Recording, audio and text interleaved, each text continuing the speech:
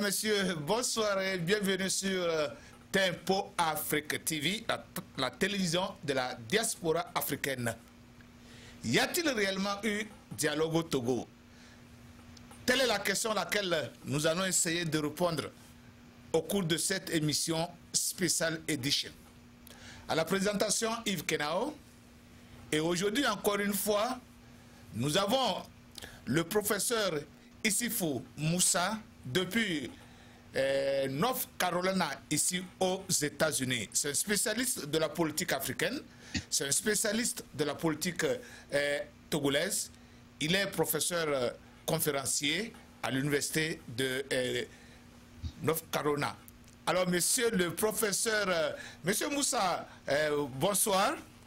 Bonsoir, monsieur Yves Kenao. Bonsoir aux téléspectateurs de la télévision Tempo Afrique TV, la radio de la diaspora, la radio de l'information juste et vraie. Voilà. Monsieur le professeur, est-ce qu'il y a réellement eu dialogue au Togo? Ce dialogue togolais qui a fait tant de bruit et qui a été annoncé avec des tambours, des trompettes. Mais ce dialogue fait son 3e jour, son 4e jour, selon ce que vous allez nous dire. Mais au juste, est-ce que vous pouvez nous faire le point sur la situation, sur ce fameux dialogue, en fait, qui n'a eu qu'une durée de feu de paille? Est-ce que réellement il y a eu dialogue au Togo? Ce dialogue qui s'est ouvert le lundi passé avec un grand espoir. Et aujourd'hui, vendredi 23 février, un communiqué final sanctionne les travaux de ce sommet, de ce dialogue, disant tout simplement que les partis se sont convenus. Ça, je vous dis, je vous donne, c'est la dernière phrase du communiqué officiel. Les partis se sont convenus de se rencontrer à une date ultérieure. Monsieur le professeur, vous êtes un averti de la politique africaine, vous êtes un averti de la politique togolaise, vous êtes sur la scène politique, vous enseignez la matière, vous avez tant de personnes. Est-ce que réellement il y a eu dialogue? Bon, avant de répondre à cette question, faites-nous le point de la situation, s'il vous plaît, monsieur le professeur, parce que on en a besoin. Les téléspectateurs de Tempo Afrique doivent savoir réellement ce qui se passe au Togo. Je ne comprends pas. Un dialogue qui a fait beaucoup de bruit, de Lomé à Paris en passant par Abuja, par Conakry, par Abidjan, et qui ne dure que 2 jours concrètement. Alors, monsieur le professeur, faites-nous le point, s'il vous plaît. Oui, merci monsieur Yves Kenao. Merci à tous les téléspectateurs une fois encore. Je vais dire que on ne peut pas d'ores et déjà parler de la fin du dialogue, puisque selon les termes du communiqué sanctionnant, n'est-ce pas, la journée d'aujourd'hui, on a dit que les protagonistes ont convenu de se revoir à une date ultérieure. Maintenant, seulement que la non-précision de la date à laquelle les gens vont se retrouver, c'est ça qui alimente déjà l'opinion. Et c'est à raison, puisque s'il y avait avancée significative, on n'allait pas se cacher derrière le mot à une date ultérieure. Maintenant, quant à la durée du dialogue, moi je vais dire que le dialogue a duré seulement, je pense, 1 journée et demie, puisque la journée de lundi a été peut-être une journée pleine, et maintenant la journée d'aujourd'hui, c'était à partir de 15 ou 16 heures que les gens se sont retrouvés. Et donc à partir de 20 heures, ils se sont déjà séparés. Donc disons que c'est 1 journée et demie de dialogue, alors que dès lundi, on nous annonçait une durée de 10 jours.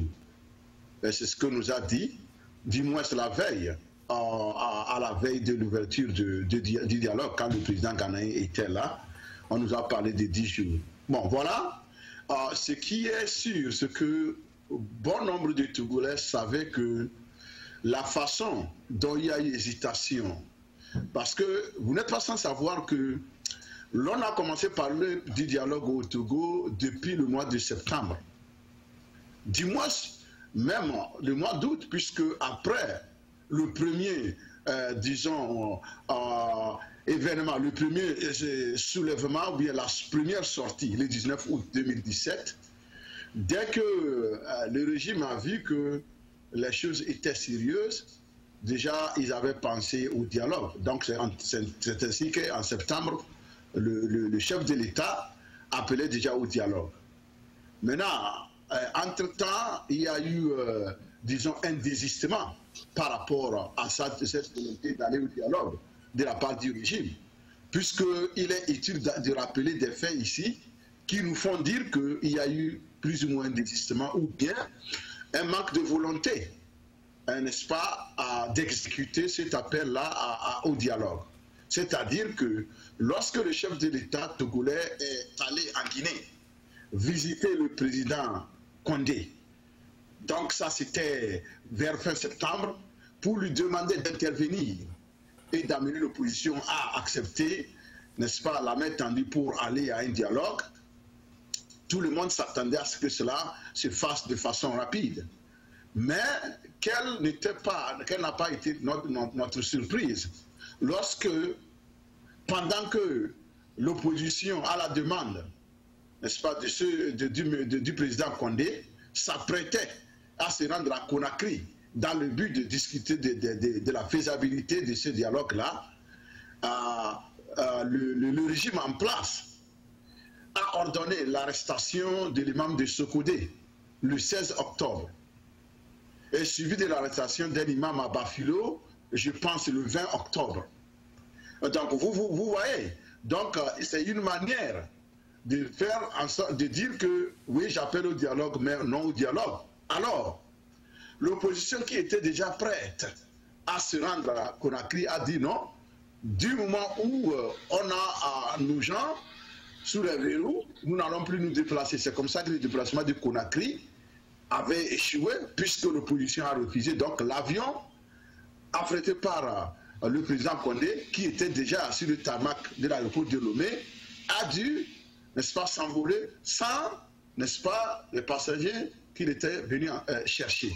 C'est comme ça qu'on a attendu, et comme ça, de coq à l'âne, finalement, les pressions extérieures de part et d'autre ont fait que le chef de l'État a finalement accepté d'aller au dialogue. Maintenant, pour l'opposition, peut-être que le régime avait pensé que l'opposition, ayant déjà dit que pas de dialogue, il va essayer d'utiliser ça pour justifier, n'est-ce pas, tout ce qu'il fera après sans dialogue, parce qu'il pensait que l'opposition ne va pas se rendre au dialogue. Maintenant que l'opposition se dit prête à aller au dialogue, le régime est confronté à des difficultés, puisque personnellement, moi je pense que le régime manque d'arguments pour convaincre, n'est-ce pas, à qui de droit au niveau du dialogue.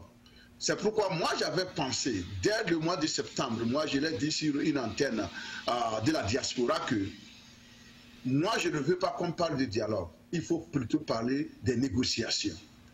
Parce que dialogue signifie que les deux parties s'entendent à se retrouver, ils se retrouvent, on discute, et chacun propose ce qu'il a, quitte à chacun de prendre quelque chose ou de laisser. Mais c'est la logique dans laquelle nous on n'était pas dans la logique où les gens vont encore présenter ceci et s'échanger. Non, nous on pense qu'il y a un objectif donné, parce que le chef de l'État a senti la nécessité et la légitimité, d'ailleurs, qui sous-tend le soulèvement du 19 août. C'est pourquoi il a appelé au dialogue. Donc, moi je pense qu'il fallait discuter autour du problème posé par les manifestants, c'est-à-dire la Constitution de 1992. Bon, maintenant tout le monde a oublié cela, on parle de dialogue. Bon, voilà, moi ça ne m'étonne pas qu'on puisse se séparer sans donner un résultat en tant que tel. Je ne dis pas que le dialogue est terminé, puisqu'ils ont dit qu'ils vont se retrouver. Mais nous savons que c'est un langage diplomatique et que les lendemains, en tout cas, personne ne saura prédire les lendemains au Togo, à partir de cet instant où nous parlons. Parce que On peut l'appeler échec, on peut l'appeler c'est pas, faux pas, on peut appeler blocage. Tout ce qu'on peut dire, c'est qu'il n'y a eu aucun résultat. Voilà, monsieur le professeur, je vous rappelle que c'est effectivement sur les antennes devant les caméras de Tempo Afrique TV que vous avez proposé, au lieu de dialogue, de parler de négociation. C'est justement devant ces antennes-là que vous avez dit cela. Monsieur le professeur, je ne voudrais pas aller par mille chemins, et je vais appeler les choses par leur nom. Le dialogue s'est terminé aujourd'hui. La preuve, il n'a même pas pris toute une journée entière pour faire ses travaux.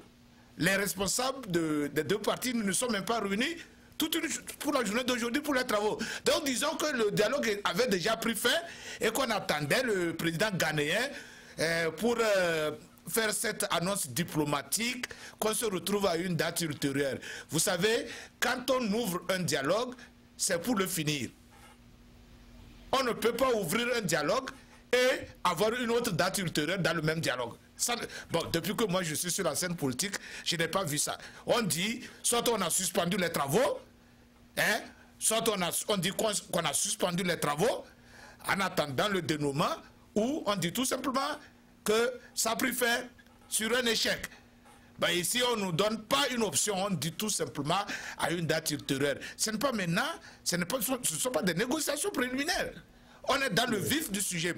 Alors, monsieur le professeur, disons, vous avez beaucoup de contacts de l'autre côté du pays. Vous avez des contacts aussi. Est-ce que vous avez le sens de ce report, bon, je l'appelle, si on peut aussi l'appeler report, de cet échec et de ce report, de ce dialogue? Qu'est-ce qui réellement n'a pas marché? Bon, moi, je pense que personnellement, même si personnellement j'étais à ce dialogue, j'aurais soutenu, n'est-ce pas, l'arrêt de ce dialogue immédiatement, parce que les mesures que les gens ont demandées n'ont pas été exécutées jusqu'à leur fin. Parce qu'aujourd'hui, nous avons encore une cinquantaine de détenus dans le cadre des manifestations, dans les prisons de Dapaon, dans les prisons de Kara, Sokodé et Lomé. Ce n'est pas normal. Vous voyez, ce qui se passe, c'est un peu, le Togo continue d'être un cas atypique. Parce que les manifestants qui sont encore incarcérés, ils l'ont été parce qu'ils réclamaient quelque chose. Et ces réclamations-là ont abouti à la nécessité d'organiser des assises pour trouver une solution aux problèmes posés par ces manifestations-là. Ça veut dire que ceci, c'est un raisonnement logique. Même du point de vue prémisse, tout est clair. Si on veut utiliser la méthode aristotélésienne, c'est ça. C'est-à-dire que les gens qui sont maintenant incarcérés ont réclamé quelque chose qui a été reconnu comme légitime. Légitime parce que cela a conduit à un dialogue, même si le dialogue n'a pas abouti. Donc il n'est pas question qu'on puisse garder ces gens-là comme des criminels après avoir reconnu que les réclamations de ces gens-là sont légitimes. C'est là où j'ai dit que aurais-je été à ce dialogue que je ferais tout aussi que ce soir, rien ne puisse continuer afin qu'on puisse libérer ces gens-là avant de faire quoi que ce soit. Là, pour le moment, j'ose croire que c'est ce point-là qui aussi a constitué un point de blocage au niveau des pourparlers, puisqu'il fallait se réunir aujourd'hui, n'est-ce pas, constater ou bien évaluer, n'est-ce pas, l'exécution des mesures d'apaisement. On a établi une liste de 98 ou 103 personnes et le pouvoir a dit que non, c'était 90 ou c'était... Maintenant, même les 90 n'ont pas été libérés. Mais d'alors, moi, personnellement, accepter même d'aller s'asseoir pour commencer par parler d'autres choses, j'avais trouvé ça un peu gauche, puisque... maintenant, quel est le sort de ces gens-là? Puisque jusqu'à présent, ils n'ont commis aucun crime. Que de réclamer quelque chose, que la chose puisse aboutir à un dialogue et qu'on puisse discuter de ce dialogue-là pendant que ces gens-là sont encore sous les verrous. Moi, j'ai trouvé ça anormal. Alors, il est vrai qu'il y a déception partout parce qu'il y a eu arrêt Mais je pense que si c'est le point-là qui les a amenés à suspendre, je suis parfaitement d'accord qu'il fallait, parce que même Alpha Condé avait conseillé dès le début, quand l'opposition l'avait rencontré en France, en octobre, qu'il fallait absolument, que c'était légitime et c'était de bonne foi qu'il fallait libérer des personnes arrêtées pour des faits de manifestation.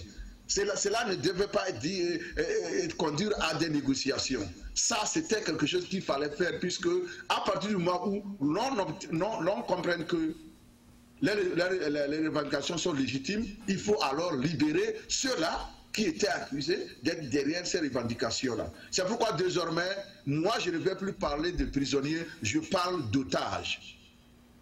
Il faut bien me suivre, je parlerai d'otages quand je vais évoquer le problème de ces détenus qui sont là, otages politiques, et que le régime veut marchander contre quoi que ce soit, je ne sais. C'est des Togolais comme tout le monde. C'est des parents, c'est des enfants, c'est des fils des autres, c'est des filles des autres. Ce n'est pas normal. Si nous voulons un bien vivre ensemble demain, il faut qu'on cesse ces pratiques-là. Parce que ça ne nous honore pas. Monsieur le professeur, moi, si vous vous rappelez, l'autre fois, je vous ai posé beaucoup de questions à propos de l'absence du président du PNP à ce dialogue. Je vous ai aussi posé des questions sur cette rumeur-là qui circule, qui a des disparus parmi la liste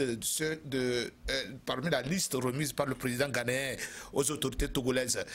Est-ce que vous pensez que ces deux facteurs, surtout l'absence du père de ce dialogue, de l'initiateur de ce dialogue, étant absent, quelles que soient les raisons, étant absent, est-ce que, quelque part, vous ne pensez pas que ça aussi, ça a joué à cet échec prématuré de ce dialogue? Absolument, absolument. Vous voyez, c'est au Togo seulement que moi j'ai appris que on peut refuser à une maman, à une mère, d'être présente au baptême de son bébé qu'elle a mis au monde. Mais au Togo, tout est possible. C'est un pays un peu anormal où le paradoxe fait légion. Sinon, ce n'est pas concevable qu'on puisse pas avoir un dialogue pour parler du problème posé par un leader et qu'on puisse tout faire pour l'empêcher à être là. D'ailleurs, ici, c'est le lieu de dire que l'opposition devait faire de la participation de Tipi Achadam au dialogue une condition non négociable. C'est-à-dire que l'opposition a posé deux problèmes. Dans ces mesures d'apaisement, la libération des prisonniers, mais l'assainissement du climat de la sécurité, disons l'assurance de la sécurité ou bien la promesse de sécurité pour tous les leaders et la cessation de la traque des militants de l'opposition.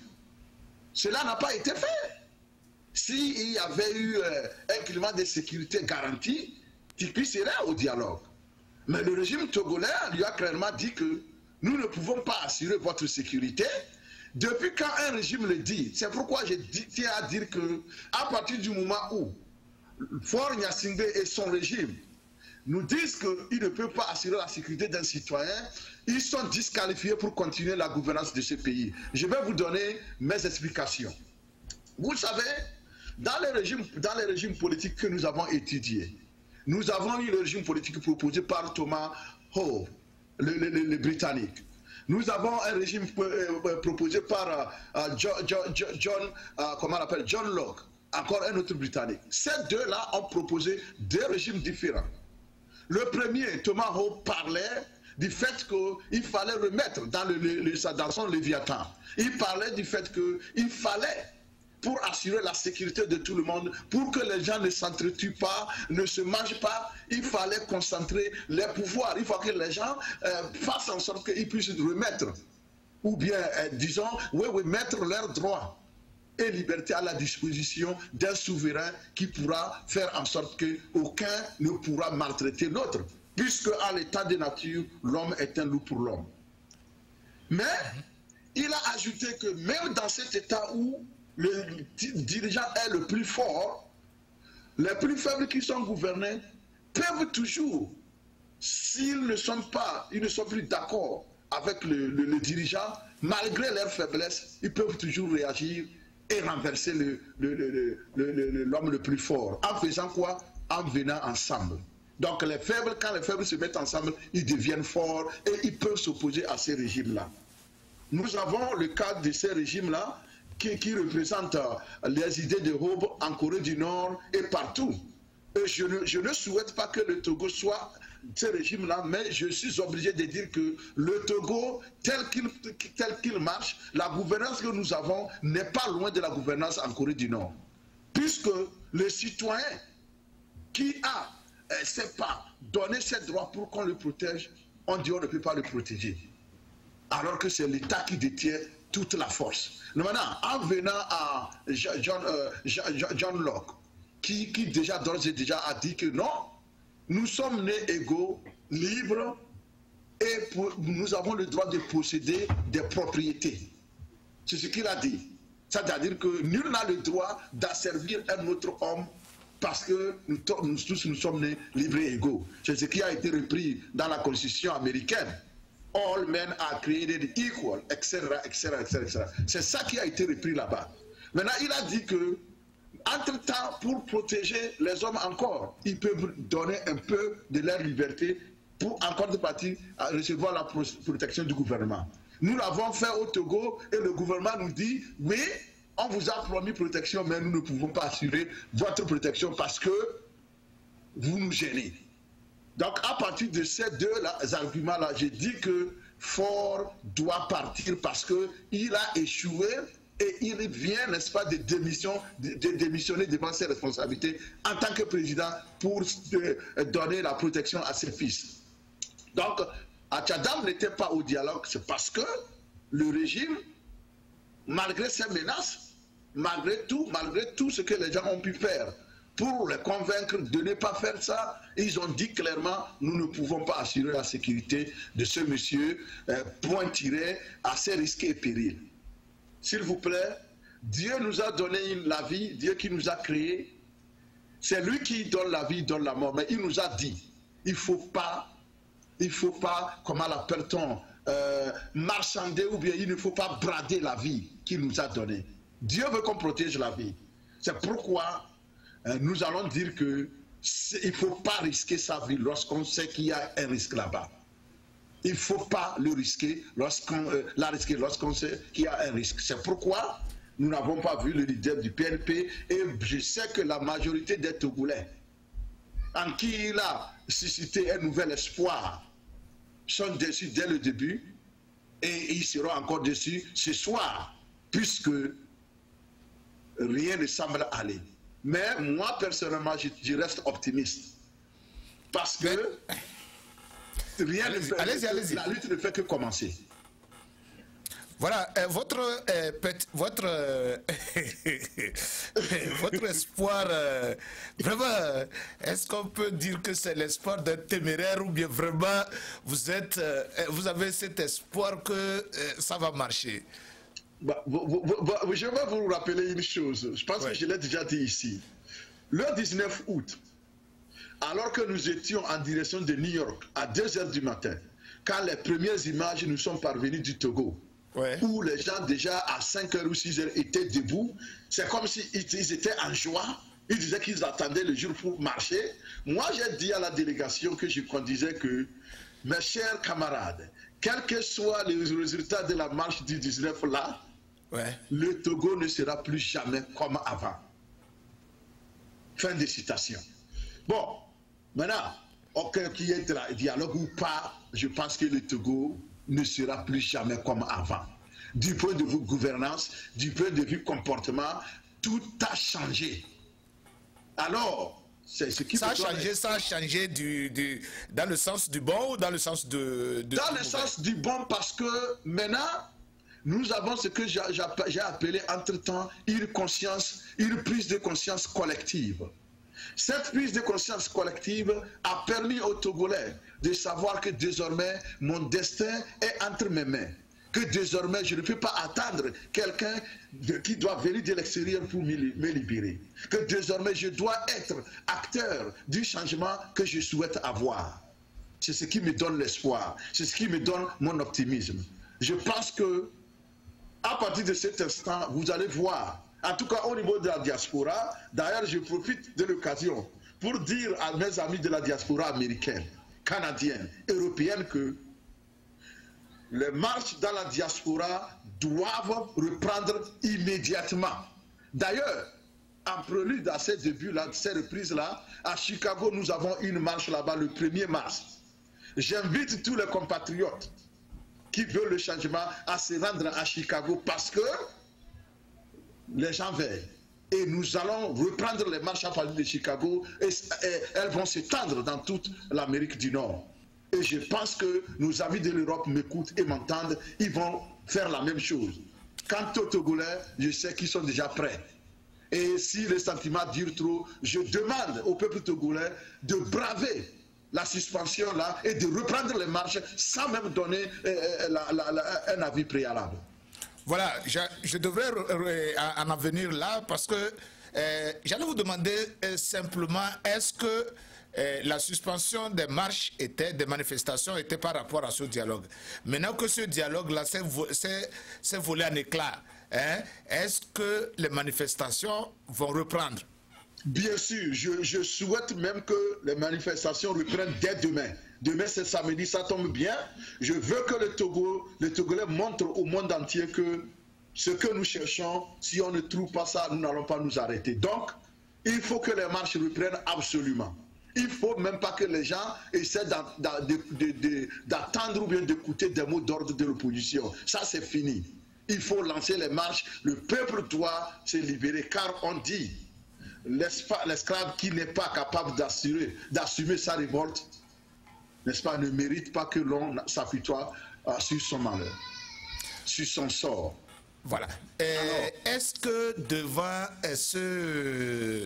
ce report ou cet échec, selon ce que vous voulez, comment vous voulez l'appeler, est-ce que devant cet échec de ce dialogue, à qui incombe la responsabilité de cet échec? À qui? Oui, puisque le mot dialogue veut dire deux, donc on ne peut pas, pour être, disons, objectif, je ne peux pas accuser un camp et laisser un autre camp, n'est-ce pas?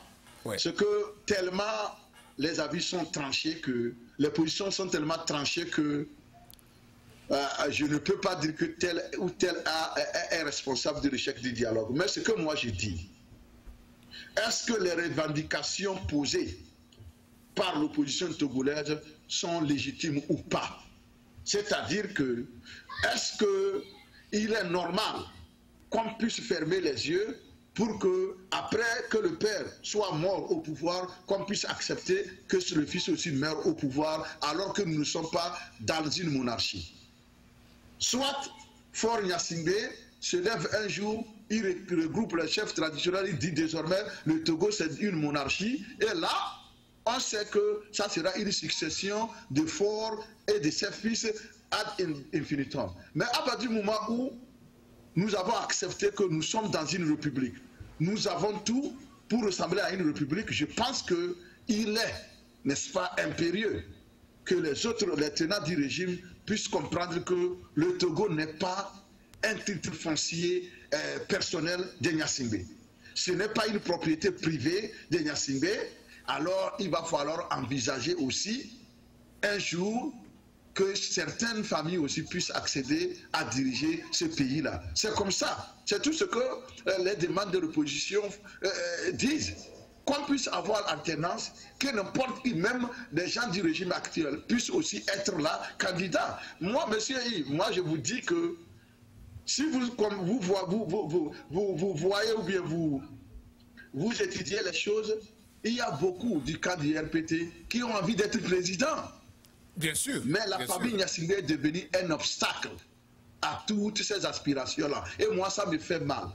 Alors, je tiens à préciser que le combat que moi je mène, ce n'est pas un combat pour qu'on dise qu'un seul camp a pris le pouvoir pour 50 ans comme on le fait maintenant.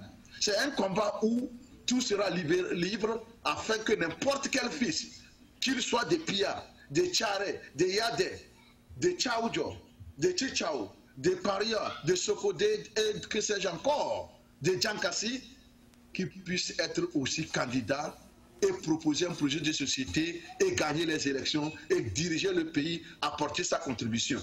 Mais maintenant, la famille Gnassingbé ne nous permet pas. Je parle maintenant de toute la population togolaise, y compris les gens du régime RPT. Nous tous, nous sommes bloqués par une seule famille pendant 50 ans. C'est de ça que nous parlons. C'est pourquoi moi j'avais dit qu'il fallait exiger la présence de Faure Gnassingbé au dialogue. Si Faure Gnassingbé avait été au dialogue, le dialogue ne va pas prendre fin dans 2 jours, puisque c'est lui le problème. Je vais lui demander, monsieur Faure Gnassingbé, quel Togo vous voulez pour demain? Il n'a qu'à le dire aux Togolais. Bon, monsieur le Mais professeur, il ne l'a jamais dit. Monsieur le professeur, est-ce que je peux répondre à ma question? Vous avez dompé ma question. Je reviens encore sur la question. Je reviens à la charge. Mais, il y a un échec. Il y a un échec. Probablement quelque part il y a un problème. Oui. À qui incombe la responsabilité? Elle est à partager ou elle est plus d'un camp ou d'un autre? Bon, comme ça, vous répondez et puis j'enchaîne avec une autre question. Ouais, celle-là, peut-être que vous allez commencer par elle. Okay. Est-ce que, concrètement, vous pensez que l'armée togolaise aurait joué un rôle dans ce report ou dans cet échec, ou bien l'absence de l'armée togolaise à ce dialogue a conduit à cet échec ou à cette suspension du dialogue? Oui, bon, vous voyez, bon, en politique, il est aisé de spéculer sur à peu près peut-être ceci, peut-être cela, et c'est d'ailleurs ce qui fait la douceur de la politique quand on parle de la politique, parce que voilà, des fois, il n'y a pas du concret, et c'est le concret qui est un peu nonchalant, qui est un peu, c'est pas repugnant, mais quand c'est dans le monde des idées, c'est un peu bon. Mais non, l'armée, se peut que l'armée puisse dire que, mais je ne veux pas prêter d'intention à l'armée, parce que nous avons trop parlé au nom de notre armée. Et des fois, il faut comprendre que il faut laisser l'armée s'exprimer. Mais malheureusement, compte tenu de ce qui se passe, de la structure de l'armée au Togo, il n'y aura personne de l'armée qui parlera un jour. Même que la fois passée, on disait qu'il fallait les inviter au dialogue. Ils pouvaient être au dialogue, mais personne n'oserait lever le petit doigt pour donner son avis. Mais ce sont des soldats, ce sont des gens courageux, ils sont courageux, mais le problème c'est quoi? Ce n'est pas le courage qui manque à nos militaires. Hein? Moi, c'est des gens qui sont courageux, mais seulement que ils sont assujettis au service d'un seul individu, d'une seule famille. C'est ce qui fait que celui-là qui va montrer son courage là, le lendemain, vous n'allez pas le retrouver vivant. Pour être tiré, il faut être franc. Nous sommes ici en train de parler de l'avenir du Togo.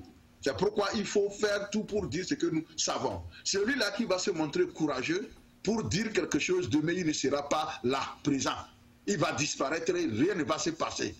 C'est pourquoi moi, je préfère qu'on ne mêle pas cette armée-là, parce que vous allez leur créer des problèmes inutilement. Si l'armée maintenant prenait sa responsabilité pour dire que même au prix de ma vie, je vais faire quelque chose, là, d'accord.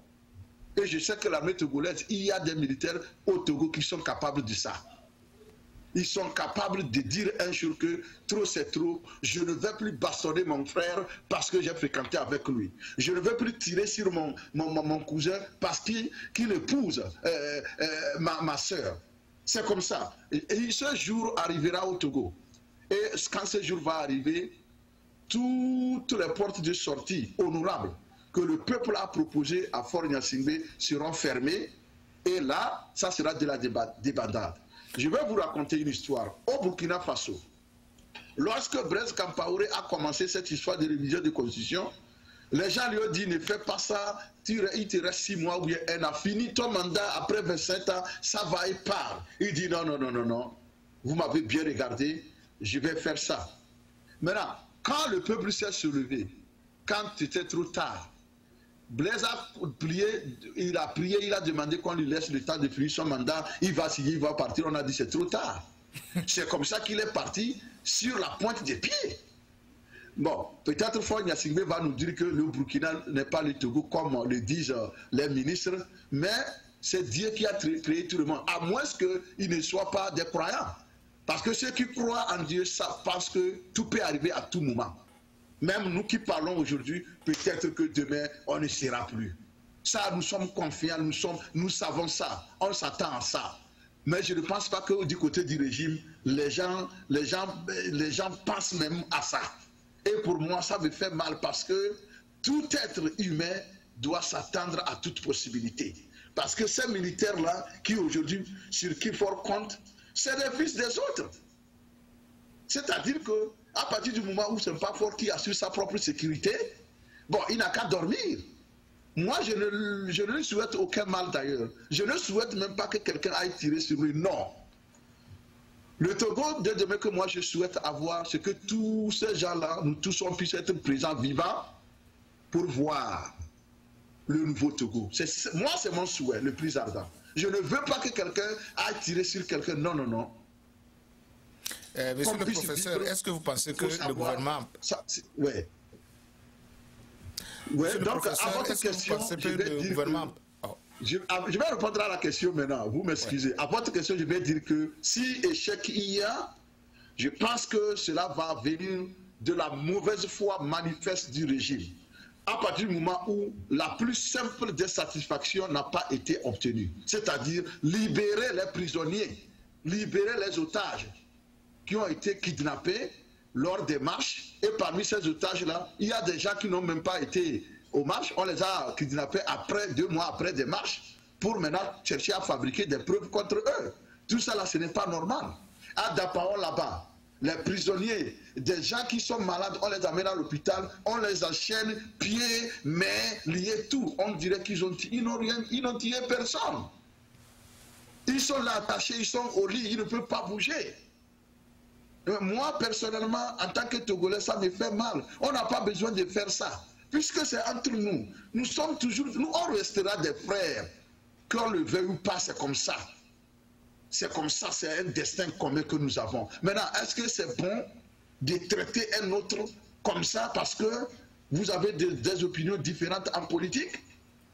Moi, je trouve que ce n'est pas normal. Alors, je suis obligé d'imputer, si échec il y a, cet échec-là à la mauvaise foi des représentants du régime.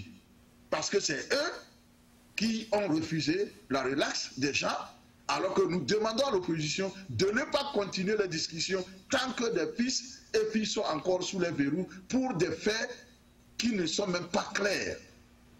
Il n'y a aucun crime là-bas, les dossiers sont vides. On est en train de vouloir colmater les choses, mais ce n'est pas normal. S'il y avait des preuves, on aurait dû juger ces gens-là rapidement. Quand on avait... Il y a des gens qu'on arrête, s'il y a des preuves, c'est 3 jours, on juge et puis on en finit. Mais si on garde des gens là, on ne dit rien, on dit on va les juger, on va les juger. Regardez le cas des incendies. Les gens ont gaspillé 5 ans de leur vie derrière les verrous inutilement. C'est le Togo qui perd. Parce que ces gens-là, l'économie qui dévoie, la contribution au niveau de l'économie, c'est parti inutilement. Vous entassez des citoyens comme ça, vous les empêchez. Ils ne sont pas des criminels. Je ne parle pas de voleurs, je ne parle pas de malfrats. Je parle des citoyens honnêtes, qui sont nés libres, qui sont égaux, mais qui ne bénéficient pas de la protection du gouvernement qui pourtant a pris un engagement en signant un contrat social avec eux, que je vais vous protéger. Je ne veux pas vous faire du mal. Je parle de ça, c'est pourquoi je dis que le chèque, s'il y en a eu un, je dois l'imputer au régime RPT. Ça, je l'assume. Voilà, monsieur le professeur, est-ce que vous pensez que les acteurs politiques du Togo, avec cet échec, moi je l'appelle échec, avec cet échec, ont raté une opportunité, une occasion de sortir le pays de la crise? Oui, mais le pire que la sous-région craint, le pire que le président Bouhari a craint, le pire que le président ghanéen a craint, le pire que tous les ambassadeurs des pays étrangers au Togo ont craint, risque d'avoir lieu au Togo. Puisque, comme je vous l'ai dit, Le Togolais désormais a pris une conscience collective. Et cela lui a permis de savoir que nul ne viendra d'ailleurs le libérer. Moi, je vois, quand nous voyons dans les marches là, quand nous recevons des appels ici, les gens qui pourtant, à quelques mois auparavant, ne s'intéressaient à rien, ni en politique, ni à chose, tous vont maintenant marcher. Tous demandent le changement. Que ce soit Losso, Kabie, Kotokoli, ce n'est même pas une affaire d'ethnie ou de région. C'est tout le Togo qui vibre. Maintenant, quand ce petit profiteur là, ce que j'appelle pilleurs de la République, qui sont autour, ils sont combien? Désormais, ils sont dans une minorité que Faure lui-même a reconnu, une minorité pieuse qui s'accapare des richesses du pays. C'est le petit groupe là. Et ce petit groupe là ne nourrit pas le paysan à Chichao. Il ne nourrit pas le paysan à Yadebao. Ces paysans restent toujours pauvres. Le paysan de Bafilo n'en sait rien. Le paysan de Danéon, n'en parlons plus. Donc moi je vous dis que désormais nous les Togolais, tous les Togolais, sans distinction aucune, ont pris une conscience collective que c'est un petit groupe qui profite de ces richesses-là. Pendant ce temps, tout le monde poirote dans la misère. Et ce n'est pas normal. Le Togolais a refusé désormais de vivre, c'est pour m'exprimer comme Thomas Sankara, de vivre à Soweto face à Pretoria. Monsieur le professeur, nous n'avons pas encore beaucoup de temps. Maintenant, quels sont, selon vous, qu'est-ce qui va arriver après cet échec? Bon, selon moi, tu sais, la nuit porte conseil. Chacun des protagonistes va retourner dans sa chambre. Il va essayer d'évaluer sa responsabilité par rapport à l'histoire. Il va essayer d'évaluer son rôle dans l'échec, si on peut le dire, de ce 27e dialogue. Mais celui-là qui doit s'interroger plus, celui-là qui doit avoir de la trouille, celui-là qui ne doit pas avoir un sommeil tranquille, c'est M. Faure Essoazina Gnassingbé. Puisque c'est lui, le chef de l'État actuel. Puisque c'est de lui que nous parlons, c'est autour de lui que, n'est-ce pas, tourne ce problème d'alternance au Togo. C'est à lui de prendre sa responsabilité. J'ose croire qu'il a encore quelque chose à offrir au peuple togolais. J'ose croire qu'il veut encore du bien de ce peuple togolais-là, et il dira d'ici demain, il va essayer de revenir à la raison pour qu'il puisse encore appeler à la reprise immédiate de ce dialogue afin de sortir le Togo de l'ornière. Moi, je ne vois pas combien de minutes ça prend pour libérer les 50 personnes restées dans les prisons. Non, c'est une volonté, la volonté qui manque. Il suffit que Faure dise que allez me les libérer, personne ne bronchera. Ils seront tous libres. Parce que la preuve, lorsqu'il s'était agi de libérer ces gens-là, tous ces délégués d'unir, personne n'a pu prendre la décision.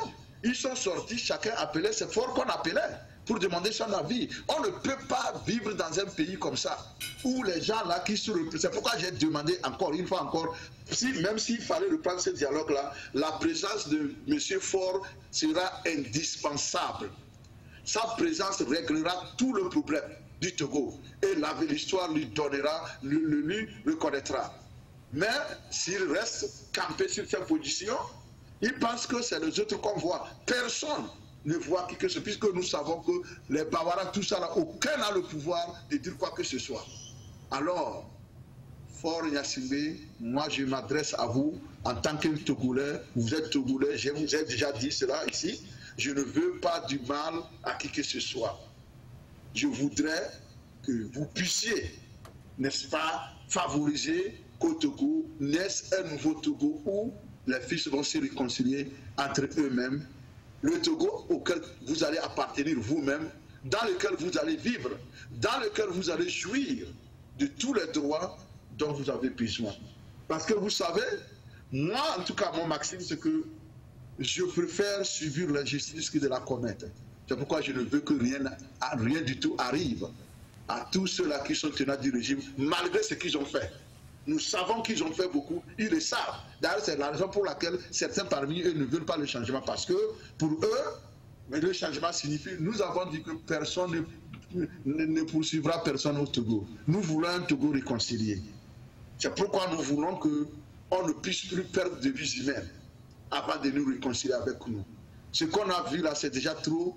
Si on arrive à s'entendre tout à l'heure, c'est fini, on reprend comme des frères et chacun aussi va jouir de sa liberté. C'est tout ce que nous demandons.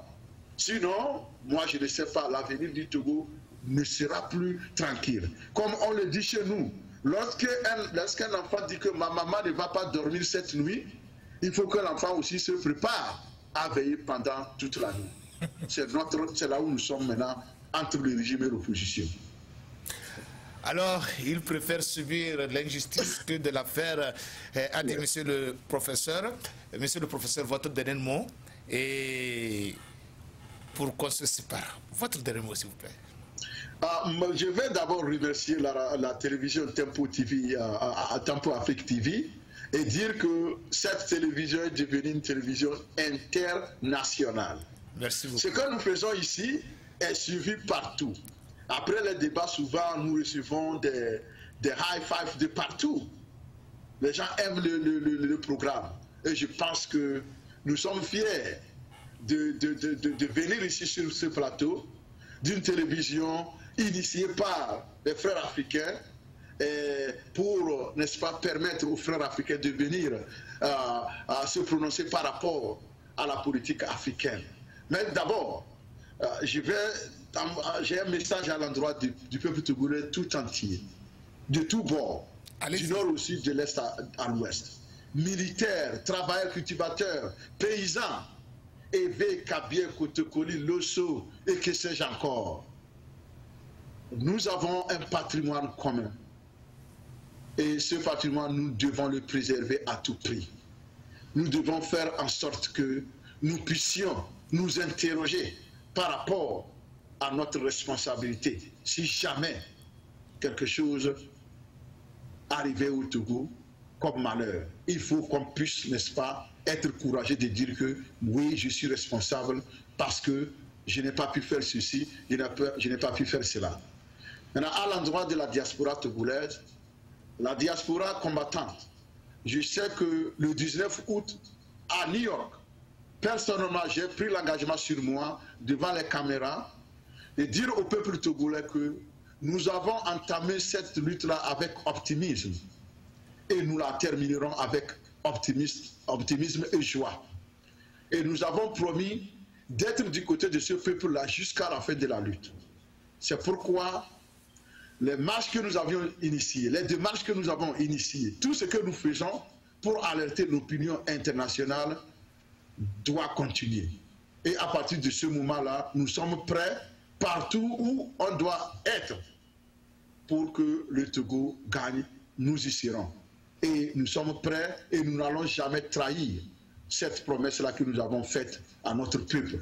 Et quant au peuple togolais, l'espoir fait vivre et il faut avoir cet espoir-là, mais en ne dormant pas. Il faut être debout et continuer par réclamer de façon pacifique, parce que nous avons eu à voir dans l'histoire, on a vu des régimes tomber juste à travers des manifestations pacifiques. Et je crois que le Togo aussi verra un jour ce résultat-là à travers l'expression pacifique, n'est-ce pas, de ces revendications. Je vous remercie. Je vous remercie donc, monsieur le professeur, et je vous souhaite beaucoup de chance dans votre lutte et beaucoup de courage aussi, car vous êtes en train de vous battre pour une cause noble. Et bien de choses à nos amis du North Carolina. Merci beaucoup encore une fois, monsieur le professeur Moussa. Je vous rappelle que c'était monsieur Issoufou Moussa. Il est professeur conférencier à l'une des grandes universités de North Carolina. Il est là. Il parle de l'histoire, il enseigne l'histoire politique africaine, il enseigne beaucoup de choses concernant l'Afrique, concernant les relations Afrique, le reste du monde. Et si vous voulez connaître, en savoir beaucoup plus de la sociologie politique africaine, de la sociologie politique internationale, des relations politiques, la science politique africaine, tout cela, ce monsieur, cet homme que vous voyez sur vos écrans, il est bien placé, il sait de quoi il parle. Alors contactez-nous, nous allons vous le brancher, vous verrez que vous allez avoir beaucoup de connaissances. C'est ça la spécificité de Tempo Afrique TV. Nous sommes là pour partager nos connaissances entre nous, Africains de la diaspora, entre nous, Africains en un mot. Alors n'hésitez pas, tous les panafricanistes, contactez-le. Tous ceux qui veulent être panafricanistes, tous ceux qui veulent connaître le panafricanisme lui-même, contactez ce monsieur. Touchez Tempo Afrique TV et tout le reste sera fait. Encore une fois, monsieur le professeur, nous vous remercions de votre disponibilité et tenez-nous informer chaque fois qu'il y a évolution sur ce fameux dialogue togolais. Pour qu'on en parle encore une fois. Merci encore une fois. Chers téléspectateurs, vous qui nous avez suivis, retenez tout simplement que le dialogue du Togo, qui a démarré le lundi, a pris fin aujourd'hui. Il n'a accouché qu'une petite. Ce n'est même pas une petite souris. Ce n'est même pas une souris. Ce dialogue n'a rien accouché. Rien du tout. Rien. L'ordre du jour n'a même pas été entamé. On n'a même pas touché au premier point de l'ordre du jour et le dialogue était fini, était achevé. Sans même que les Togolais qui étaient sur leur soif puissent savoir au juste si leurs acteurs politiques étaient mûrs, si les acteurs politiques avaient le souci du peuple togolais en tête. Cet échec, quoi qu'on dise, nous qui connaissons la politique africaine, nous qui connaissons la politique en général, nous qui connaissons la diplomatie, cette expression de se retrouver ultérieurement au cours du dialogue veut dire tout simplement qu'il y a mésentente, qu'on ne peut plus continuer. Mesdames, Messieurs, Tempo Afrique, c'est pour ça qu'aujourd'hui, spécial et déchiré, c'est tous les mardis. Mais c'est à cause de cette information imminente que nous avons fait cette édition-là, aujourd'hui vendredi, pour vous dire que quelque chose n'a pas été dans le dialogue togolais. Qu'on ne nous trompe pas. Ce dialogue n'a pas été un dialogue. J'ai l'habitude de dire que les chefs d'État africains, que les acteurs politiques africains, que les présidents africains ne sont pas des présidents. J'en ai une preuve là. Ce dialogue, les Togolais ne l'ont pas voulu. Ce dialogue, ni l'opposition togolaise l'a voulu, ni le gouvernement togolais l'a voulu, mais ce dialogue a été voulu par les maîtres du Togo, par les maîtres de l'Afrique, par ceux-là que j'appelle l'ancien ordre mondial. Ils l'ont convoqué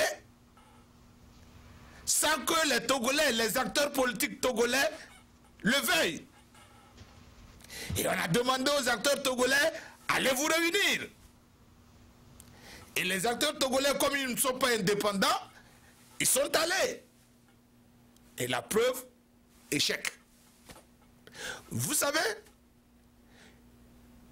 quand vous avez la volonté de faire quelque chose, même s'il neige, même s'il pleut, même s'il y a la tornade, même si vous avez la diarrhée, vous allez aller. Chez nous, on dit que celui qui a la diarrhée n'a pas peur de l'obscurité. Si vous n'avez pas la diarrhée, vous allez dire qu'il fait sombre. Vous n'allez pas sortir. Mais quand vous avez la diarrhée et que la diarrhée s'impose à vous, cette obscurité-là serait une clarté. Vous allez sortir. C'est après quand vous allez rentrer que vous allez dire « Oh, il fait sombre ». Ces acteurs togolais nous ont prouvé encore une fois qu'ils se sont rassemblés, pas par leur volonté, mais dictés par l'extérieur. Ce que certaines personnes appellent communauté internationale. Est-ce réellement la coalition des 14 avait voulu rencontrer Fort? Est-ce réellement? Est-ce que vous, politiciens togolais, si vous êtes vraiment politicien, si vous connaissez vraiment la politique, est-ce que vous croyez que la coalition des 14 avait voulu ou bien veut rencontrer Fort? Non! Non! Est-ce que vous croyez que Faure Gnassingbé veut rencontrer la coalition des 14? Non. Non. Mais les maîtres leur ont dit, hé vous là, allez vous asseoir. Faites-nous ceci. La preuve, depuis septembre, dialogue, dialogue, dialogue, dialogue. C'est un beau jour, Condé et le président ghanéen sont allés au Togo et on entend que les Togolais vont se rencontrer et discuter. Alors, ceci-là ne concerne pas seulement le Togo, hein, ce que je dis là, c'est toute l'Afrique. Si vraiment nous ne cessons pas d'être des marionnettes de tous bords, si nous ne voulons pas être responsables, nous n'allons rien changer en Afrique. Nous n'allons rien changer au Togo. Ce dialogue, moi je vous le dis, je vous le répète, il n'a pas été la volonté des Togolais. Même l'homme de la rue, celui qui marche, n'a pas souhaité ce dialogue. Celui qui marche ne veut pas ce dialogue. Il ne veut pas de ce dialogue, je vous le dis. Mais ils se sont rencontrés pour faire plaisir aux maîtres. Mais ils se sont rencontrés pour faire de la comédie humaine, pour jouer à la comédie humaine. Pour dire qu'on a la volonté de sortir de la crise. On a l'intérêt général du peuple togolais en esprit. Non! Non! Je vous dis non! Moi, je connais trop la politique. Qu'on ne me dise pas que ce sont les Togolais qui se sont rencontrés. Non.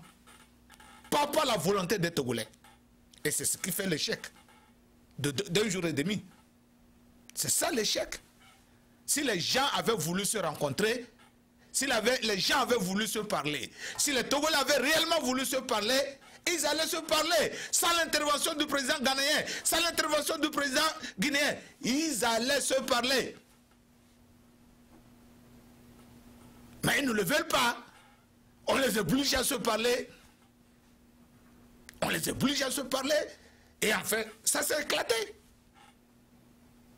Ce communiqué conjoint en a une preuve. On se retrouve à une date ultérieure. Quel est ce dialogue qu'on commence? Avant de commencer le dialogue, on sait déjà quand il commence. Comment on va encore se retrouver ultérieurement dans un même dialogue? Ça veut dire que le dialogue est ouvert sur une période indéterminée. Quel est ce dialogue-là? Dites-moi, quel est ce dialogue? Alors, chers téléspectateurs de Tempo Afrique TV, nous sommes ici pour vous dire, pour vous donner, pour vous éveiller, pour ouvrir votre conscience. N'acceptez pas tout bêtement. N'acceptez pas tout. Ce qu'on vous dit que les Togolais se sont réunis, ce n'est pas par la volonté des Togolais. Allez demander à celui qui marche, celui qui est dans la rue, s'il veut vraiment ce dialogue. Il vous dira non. Il sait ce qu'il veut. Allez demander à celui qui supporte Faure Gnassingbé, s'il veut réellement ce dialogue. Il vous dira non. Mais allez demander aux maîtres, ils vous diront oui. C'est sûr que je vous dis merci parce que nous ici, nous allons toujours vous donner les bonnes informations. Nous allons vous dire ce qu'il faut. Nous sommes ici pour changer les mentalités.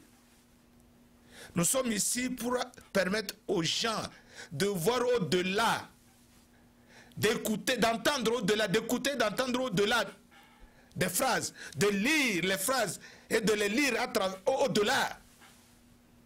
Comme ça, ils comprendront que ce n'est pas tout ce qu'on les présente, ce n'est pas tout ce qu'on montre, tout ce qu'on leur dit qui est réalité. En fait, il y a beaucoup de choses que nous, Africains, nous devons faire, mesdames, messieurs. Et c'est ça que je vous dis. Cherchez. Cherchez à aimer l'Afrique d'abord. Cherchez à vous aimer d'abord. Cherchez à aimer votre frère d'abord. N'aimez pas votre frère parce que quelqu'un vous a dit de l'aimer. Ne parlez pas à votre frère parce que quelqu'un vous a dit de lui parler pour qu'il vous donne quelque chose, certains avantages. Parlez à votre frère parce que vous l'aimez. Il faut cultiver cet amour réciproque. Cet amour que certains appellent nationalisme ou panafricanisme. Cultivez-le, chers Africains. Mesdames, Messieurs, je vous retrouve le mardi prochain pour un autre spécial edition. Merci à toi Malik pour cette production. Je te remercie parce que généralement à cette heure-là on ne fait pas cette émission, mais parce que l'information oblige, la situation oblige, un dialogue qui s'arrête, qui s'achève comme ça, on doit tenir les téléspectateurs de Tempo Afrique TV informés. Vous autres à la maison, je vous remercie pour votre fidélité. Jusque-là, que Dieu vous garde et que je vous retrouve la semaine prochaine, le mardi prochain, pour un autre numéro, une autre édition de Special Edition. Merci beaucoup. À la prochaine. Restez toujours câblés sur la télévision de la diaspora africaine, Tempo Afrique TV. Bye bye.